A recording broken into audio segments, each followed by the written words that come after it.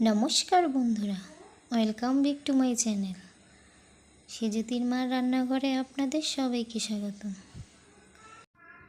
আজকে আপনাদের সামনে হাজির হয়েছি কাঁচা আমের আচার রেসিপি নিয়ে, যা খুব কম উপকরণ দিয়ে আপনাদেরকে আজকে দেখাবো। আর একটা মাত্র উপাদান দিয়ে সারা বছর সংরক্ষণ করা যাবে, কোনো রোদে দেওয়া ঝামেলা ছাড়া। আমার চ্যানেলে নতুন হয়ে থাকলে আমার চ্যানেলটি অবশ্যই সাবস্ক্রাইব করে রাখবেন আর পাশে থাকা বেল আইকনে ক্লিক করে রাখবেন। চলুন শুরু করি। একটা কড়াইতে প্রথমে নিয়ে নিব 1.5 চা চামচ আস্ত ধনে, 2 চা চামচ মৌরি, হাফ চামচ কালো সর্ষে, 1 চামচ আস্ত জিরা, হাফ চামচ রাঁধুনি, নেব 3টা শুকনা লঙ্কা। এবারে আস্ত মশলাগুলো কিছুক্ষণ কড়াইয়ের মধ্যে টেলে নিব। প্রথমে হাই স্পিডে কিছুক্ষণ নেড়ে চেড়ে তারপর একদম লোতে রেখে মশলাগুলো ভেজে নিব। আর অনবরত নেড়ে চেড়ে ভেজে নিতে হবে। নাড়া অফ করে দিলে মশলাটি এক পিঠ বেশি ভাজা হয়ে যাবে বা পুড়ে যেতে পারে, তাই অবশ্যই অনবরত নাড়তে হবে। আর মশলাটি যখন হালকা লালচে ভাজা হয়ে যাবে আর মশলা থেকে যখন একটা সুন্দর স্মেল বের হবে, তখন কড়াই থেকে নামিয়ে ঠান্ডা করে পাটায় বেটে বা ব্লেন্ডারে ব্লেন্ড করে নিতে পারবেন। আর অবশ্যই ঠান্ডা হওয়ার পর ব্লেন্ড করতে হবে, না হলে মশলা থেকে একটা পোড়া পোড়া স্মেল বের হবে।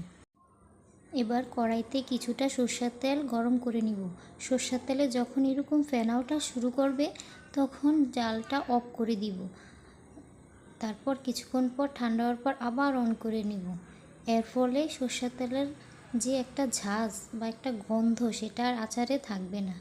তারপর দিয়ে দেব 1.5 চা চামচ পাঁচফোড়ন দিয়ে কিছু হালকা ভেজে দিয়ে দিব হলুদ মাখানো আমগুলো আমি হলুদ মেখে 1 ঘন্টা রোদে শুকিয়ে নিয়েছি। এর ফলে আমটা বেশি দিন ভালো থাকবে। এবার আমের মধ্যে দিয়ে দিব 1 কেজি চিনি। আমি এখানে 3 কেজি আম নিয়েছি। 3 কেজি আমের জন্য 1 কেজি চিনি যথেষ্ট।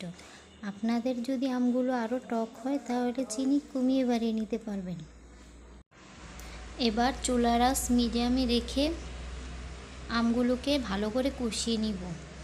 কিছুক্ষণ কষানোর পর যখন চিনিটা গলে যাবে তখনই চিনি গলা জল দিয়েই আমটা সিদ্ধ হয়ে যাবে। তারপর ভেজে রাখা মশলাটা আমের মধ্যে দিয়ে দিব। আমি মশলাগুলো ঠান্ডা করে ব্লেন্ড করে নিয়েছি। এর মধ্যে দিয়ে দেব 1 চামচ বিট লবণ, এটা আচারে ভিন্ন একটা স্বাদ এনে দিবে। দিয়ে দেব 2 চামচ ভিনেগার। এই ভিনেগারের কারণে আচারটি সারা বছর ভালো থাকবে, কোনো রোদে দেওয়ার ঝামেলা ছাড়াই।